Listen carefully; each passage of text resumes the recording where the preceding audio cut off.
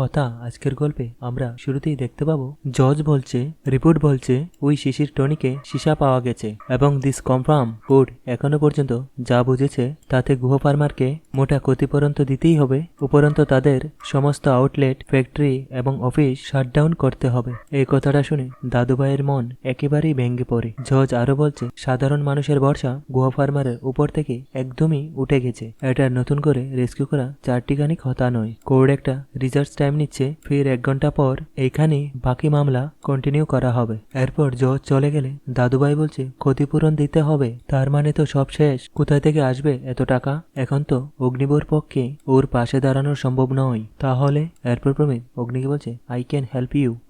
Agni please agitate করিস না, সত্যি কথা বলতে দেখ আমার তো ফ্যামিলি নেই। আজকে এই জায়গায় যদি আমার ফ্যামিলি থাকতো তাহলে আমি কি হেল্প করতাম না? বল, করতাম তো। তোকে আমি একটা কথা বলছি শোন, আমি তোর ফ্রেন্ড নই, তুই আমাকে তো ফ্যামিলি ভাবতে পারিস। তোর যখন যা প্রয়োজন আমি তোকে হেল্প করব। এরপর অগ্নি বলছে আসলে প্রবলেমটা হচ্ছে যে সবার আগে আমাদের নিজেদেরকে নির্দোষ প্রমাণ করতে হবে, দ্যাটস মোস্ট ইম্পর্টেন্ট। আর এদিকে কথা মনে মনে বলছে কি যে করব কিছুই বুঝতে পারছি না। কর্তা দাদুকে ক্ষতিপূরণ দিতে হবে, কিন্তু এত টাকা আসবে কোথায় থেকে? নির্দোষ প্রমাণও তো হবে না। না, এই বদনাম সবার আগে মুছতে হবে, কিন্তু কি করে হবে এইসব কিছু? এরপর সবাই বাইরে বেরিয়ে আসলে তখন ঠাম্মি বলছে আস্তে আস্তে। এরপর লেখা দাদুভাইকে বলছে বাবা এখানে একটু বসো। এরপর ঠাম্মি দাদুভাইকে বলছে ও কর্তামশাই আর এইভাবে ভেঙে পড়ো না। এরপর দাদুভাই বলছে গুটি বাটি সব যাবে রেনু, এতদিন ধরে তিলে তিলে যা করেছি কিছুই ধরে রাখতে পারলাম না, আজ বুঝেছি সেই ক্ষতিপূরণ দিতেই হবে। এরপর ঠাম্মি বলছে সব বুঝতে পারছি গো, কিন্তু কর্তামশাই তুমি ভেঙে পড়লে তারপর তোমার শরীর খারাপ হবে, তখন কি সমস্যা সমাধান হবে বলো তো? তখন তো আরো সমস্যা বাড়বে। আর আমার কথা শোনো, দেখো সবাই তো আমাদের পাশে আছে। এরপর লেখা বলছে বাবা ও বাবা আমার দিকে দেখো, দেখো আমরা সবাই তো তোমার পাশে আছি। হ্যাঁ এই তো আমরা সবাই আছি। গুহাবারে নতুন প্রজন্ম, নবীন প্রজন্ম তোমার পাশে দাঁড়িয়েছে আজ। হ্যাঁ সারাটা জীবন তুমি তো এটাই চেয়েছিলে বলো। আর অগ্নিটা মুখে কিছু বলে না, কিন্তু ও তো দাঁড়িয়েছে তোমার পাশে। এরপর দাদুভাই বলছে হ্যাঁ বেসে যাওয়ার এটাই তো আমার পাওনা, এই সবই কথা মায়ের জন্য। দাদুভাইয়ের মুখে এই কথাটা শুনে চিত্রা বলছে উফ ভগবান, গুটি বাটি সব বিক্রি হতে চলেছে, এখনো কথা বন্ধন শেষ হলো না। কথা কথা আর কথা। এরপর কথা সেখানে এসে দাদুভাইকে বলে কর্তা দাদু মা নন্দীকে ডাকুন। কর্তা দাদু এতদিন উনিই তো আমাদের সমস্ত বিপদ থেকে বাঁচিয়েছে, এবারও উনিই রক্ষা করবেন। এরপর সঞ্চিতা বলছে হ্যাঁ বাবা কথা একদম ঠিক কথা বলেছেন, মা নন্দী তো সবসময় রক্ষা করে গেছেন, তার উপর থেকে বর্ষা হারালে আমাদের চলবে না। তখন দাদুভাই বলে বর্ষা তো হারাতে চাই না বড় বৌমা, নিজের চোখেই তো দেখলে মুখে কালি লাগিয়ে দিয়েছে। সাধারণ মানুষের চোখে আমরা কতটা নিচে নেমে গেছি। আমার পরিবারের কেউই নেই যে গুহ ফার্মার এই অবস্থা থেকে টেনে তুলবে। এরপর প্রিয়া বলছে দাদান জজ সাহেব তো এখনো ফাইনাল ভার্ডিক্ট দেননি, তুমি কোনো চিন্তা করো না, আমি আপ্রাণ চেষ্টা করব। যদিও এটা আমার প্রথম কেস, তবে আমি আপ্রাণ লড়ে যাব, আমি চেষ্টা করব, আমি প্রমিস করছি দাদান। এরপর দাদুভাই বলছে হ্যাঁ সে তো দেখছি তুমি তোমার সবটা দিয়ে চেষ্টা করছো, কিন্তু আর এদিকে প্রত্যয় ফোন করে বলছে হ্যাঁ শশীভূষণ গুহর মুখে যারা কালি মাখতে এসেছিল কোর্টের বাইরে তাদের ছবিগুলো আমার দরকার। হ্যাঁ কোর্টের বাইরের সিসিটিভি দেখো, দরকার হলে ওদের বিরুদ্ধে আইনি পদক্ষেপ নিতে হবে। হ্যাঁ আমাকে জানো ইমিডিয়েটলি। এরপর অঙ্কিত প্রত্যয়কে বলছে সিসিটিভি ফুটেজ অ্যাক্সেস করার জন্য যে অ্যাপ্লিকেশনটা দরকার আমি তোর হয়ে লিখে দিয়েছি, তুই এখানে একটা সই করে দে তো আর পাঠিয়ে দে ওদের। এরপর জুনি কথাকে বলছে কি মনে হচ্ছে বলতো, আমরা কি কেসটা জিততে পারবো? তারপর কথা বলছে আমি জানি না রে, কিন্তু আমাদের এটা প্রমাণ করতেই হবে যে গো ফার্মারের টনিক খেয়ে কারোর কোনো অনিষ্ট হয়নি। এরপর জুনি বলছে কিন্তু কিভাবে করবি সেটা? এরপর ঋতুপর্ণা বলছে হ্যাঁ মানে বিপক্ষের উকিল তো খুব জবরদস্ত। এরপর কথা বলছে হোক না জবরদস্ত, তাতে করে তো সত্যি আর মিথ্যে হয়ে যেতে পারে না। আর এদিকে প্রমিত অগ্নিকে বলছে অগ্নি বলছি আরেকটা ডেট নেওয়ার চেষ্টা কর না, মানে আজকে কেসটা এভাবে শেষ হয়ে যেতে পারে না, তার মানে আমরাই তো লুজার হব, বুঝতে পারছিস? এরপর ছোটকা দাদুভাইকে বলছে বাবা তুমি চলো তো, কতক্ষণ কিছু খাওনি বলো তো, চলো তো। এরপর দাদুভাই বলছে ওরে আমার মুখ দিয়ে কিছু নামবে না রে তিমির। এরপর ছোটকা বলছে বাবা তুমি কেন এরকম করছো, সবাই তো আমরা তোমার সাথে আছি, আর নবীন নবীন প্রজন্ম ওরা তো তোমার সাথে আছে বলো। এরপর দাদুভাই বলছে, কি তোমরা সারাক্ষণ নবীন প্রজন্ম কে আছে? ওই যে পুলিশ আর প্রিয়া ছাড়া গুহা ফার্মার দায়িত্ব কে কবে নিয়েছে? অঙ্কিত তো তার রিচার্জ নিয়ে ব্যস্ত, আর অন্যায় মাথায় যে কি ভূত আমি জানি না। আর বাকি আরেকজন তার কথা না বললেই ভালো, বললেই তো কথা শোনাবে, আমি এই করেছি সেই করেছি। এরপর ঠাম্মি বলছি, আস্তে আস্তে, হ্যাঁ বাড়িটা বিক্রি হওয়ার থেকে বাঁচিয়েছে ঠিকই, কিন্তু এই দিনটা তো আমাদের দেখতে হতো না যদি তোমরা আমার কথা শুনতে। বহুবার বলেছি যে এবার তোমরা একে একে ব্যবসার দায়িত্বটা নাও। দাদুভাইয়ের সব কথা শুনে অগ্নি বলছে, আমায় বলছেন তো কথাগুলো? আমি আপনাকে আগেও বলেছি এইচএফ আপনারই 100 বছর পুরনো সিস্টেম দিয়ে আজকের দিনে দাঁড়িয়ে ব্যবসা করা যায় না। গোটা পৃথিবী ডিজিটাল হয়ে গেছে, এখন আর হাতে লেখা চালান চলে না, মেইল করতে হয়। হিসাব এখন কেউই খাতায় লিখে রাখে না, সব পেজ ছিঁড়ে থাকে। আপনি যদি আপনার ব্যবসাটাকে আগে ডিজিটাল করে দিতেন, কার সঙ্গে ব্যাংক ট্রানজাকশন, কার থেকে র মেটেরিয়াল নিয়েছেন, তাতে প্রিয়ারও একটা হেল্প হতো। কিন্তু না, আপনি আপনার সেই ট্রেডিশন নিয়েই পরে রয়েছেন। এরপর প্রমিত অগ্নিকে বলছে, অগ্নি এই আলোচনাগুলো এখানে করার জায়গা নয়, এদিকে আয়। তুই তো জানিস দাদুভাই এরকম, বাট সবাই তো সমান হয় না। এরপর অগ্নি বলছে, আরে তুই জানিস না প্রমিত, কিচ্ছু নেই প্রিয়ার কাছে, কিচ্ছু নেই লড়ার জন্য, শুধু ট্রেডিশন নিয়ে পরে রয়েছে। এরপর দাদুভাই অগ্নিকে বলছে, এই শোনো, এতদিন এই ট্রেডিশন দিয়ে চলছে। এরপর অগ্নি বলছে, হ্যাঁ দেখতে পাচ্ছি কেমন চলছে, বাড়ি শুদ্ধ লোককে কুটে এনে দাঁড় করিয়েছে। এরপর কথা অগ্নিকে বলছে, পাচক মশাই আমার কথাটা একটু শুনুন, আপনি একটু মাথাটা ঠান্ডা করুন, এই সময় কথাগুলো ওনাকে বলবেন না। এরপর দাদুভাই ঠাম্মিকে বলছে, শুনো রেনু শুনো, এই অসময়েও সব দোষ আমার এখনো। আচ্ছা মানছি আমি কাজের কাজ কিচ্ছু করিনি, কিন্তু তুমি তো যোগ্য, তুমি কেন নিজে দেশে এসে হাল ধরুনি? কে বারণ করেছিল তোমাকে ডিজিটাল করতে?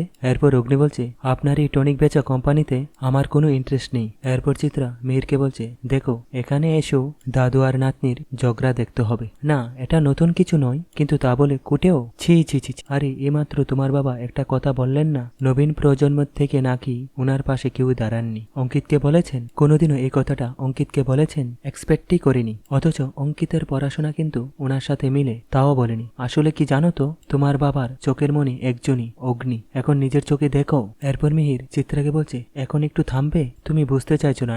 না বুঝতে পারছো না হয়তো আমাদের সবার মনের অবস্থাটা। একবার ভেবে দেখেছো যে আমাদের মাথার উপরে ছাদটা কিন্তু চলে যাচ্ছিল, আর তার সত্ত্বেও তুমি এখন এই সমস্ত করে বেড়াবে, তাই তো? আর অগ্নিবুর কথা বলছো? দেখো অগ্নিবু যে সবকিছুই একটা পুকুর, এটা কিন্তু সত্যি চিত্রা। এখনো অগ্নিকে বড় বড় ফার্ম অফার করে, আর এরকম ফ্যামিলির একটা ছেলেকে যদি বাবা এক্সপেক্ট করে থাকে, তাতে আমার মনে হয় অন্যায় কিছু করেননি। তখন চিত্রা বলছে, আর আমার ছেলে, তার কোনো গুণ নেই। মিহির, আজ অব্দি আমি যা যা করেছি সবকিছু আমার ছেলে মেয়ের জন্য করেছি। এরপর মিহির বলছে, অগ্নি কিন্তু এই বাড়ির বড় ছেলে চিত্রা। এরপর চিত্রা বলছে, তুমিও জানো আমি আমার ছেলে মেয়ের জন্য সবকিছু করতে পারি। আমি বাড়ি গেলাম, এই নাটক দেখতে আমার ভালো লাগছে না, পারলে তোমার বাবা মাকে বলে দিও। আর এদিকে লেখা অগ্নিকে বলছে, অগ্নি বাবা এখন চুপ করে না, কেন উত্তেজিত হচ্ছিস? কোথায় দাঁড়িয়ে আছিস সেটা তো একবার দেখ, কেন এইসব কথা বলছিস বলতো তখন থেকে? এরপর সঞ্চিতা বলছে, এইসব কি এখন বলার সময় অগ্নি? হ্যাঁ, তুমি কেন দাদানের সঙ্গে এভাবে কথা বলছো?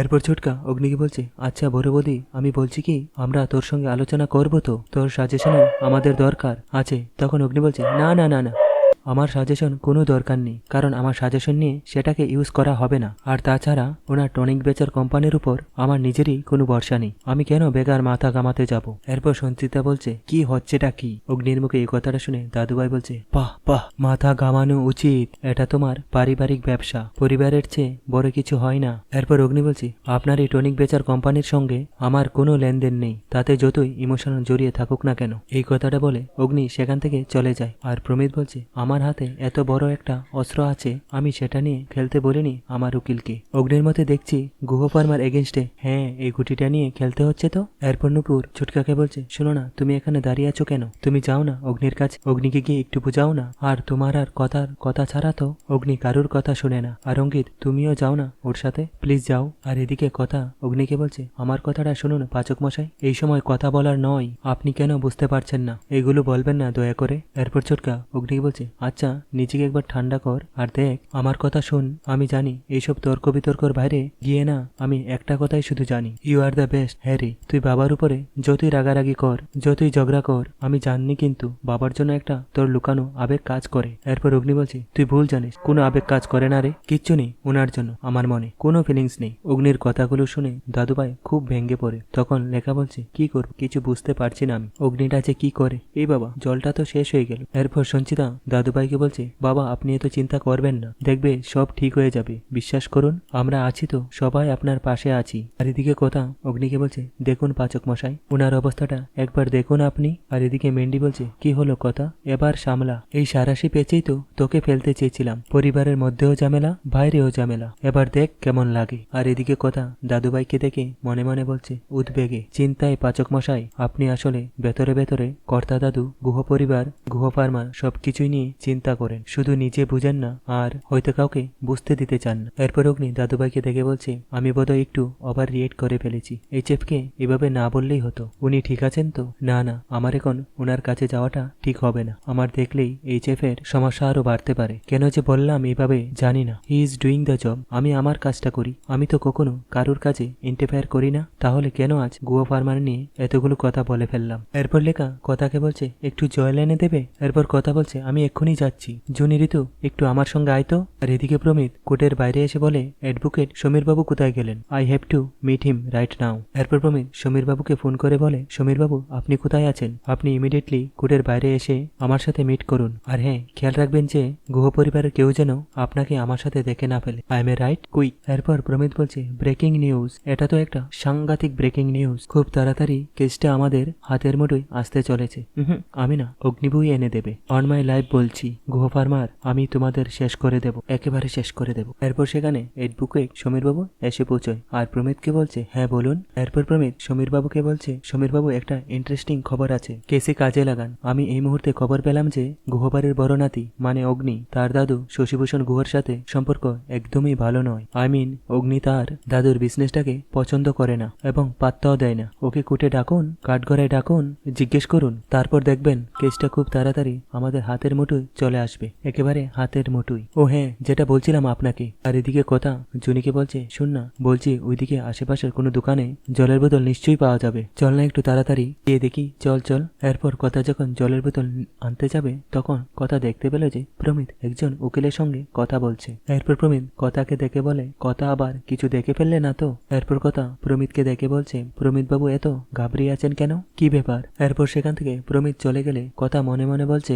প্রমিত বাবু এখানে কার সাথে কথা বলেছিলেন? এক ঝলক দেখে মনে হলো যেন বিপক্ষের উকিল সমীর বাবুকে, কিন্তু কোথায়, ওনাকে তো আর দেখতে পাচ্ছি না। আর এদিকে অন্ধলোকগুলা চা খাচ্ছে আর বলছে, একটা চা খাবো তাও শান্তি নেই, দেখো চার মধ্যে নোংরা। এই যে দোকানদার, এটা কি চা? হ্যাঁ এটা কি চা দিয়েছো তুমি? চার মধ্যে নোংরা কেন? হ্যাঁ চায়ের মধ্যে নোংরা কেন? কি করো তুমি? তুমি অসুস্থ করতে চাও লোকজনকে? ওই লোকটাকে দেখে কথা বলছে, ওইটা ওই তিনজনের মধ্যে একজন না, যারা চোখে দেখতে পান না? তাহলে উনি দেখলেন কি করে যে চায়ের ভারে কি পড়েছে? এরপর চাওয়ালা বলছে, আরে তখন থেকে বলছি চায়ের মধ্যে কিছু পড়েনি। এমন সময় কথা এসে বলে, বাহ বাহ, দারুণ ব্যাপার, আপনি তো দেখছি সব দেখতে পান। এই যে চায়ে নোংরা পড়েছে সেটা তো আপনি পরিষ্কার দেখতে পেলেন, তার মানে সুস্থতা টনিক আপনাদের অন্ধত্বের কারণ নয়। এরপর অন্ধ লোকটা বলছে, আরে আমি সত্যি কিছু দেখতে পাই না, আমি অন্ধই। আপনি অন্ধ? এরপর কথা চাওয়ালাকে বলছে, আপনি বলুন তো, উনি এখনই বলেছিলেন না যে চায়ে নোংরা পড়েছে? এরপর চাওয়ালাটা বলছে, হ্যাঁ হ্যাঁ উনি বলছিলেন নোংরা পড়েছেন, কিন্তু উনাকে দেখে তো মনে হচ্ছে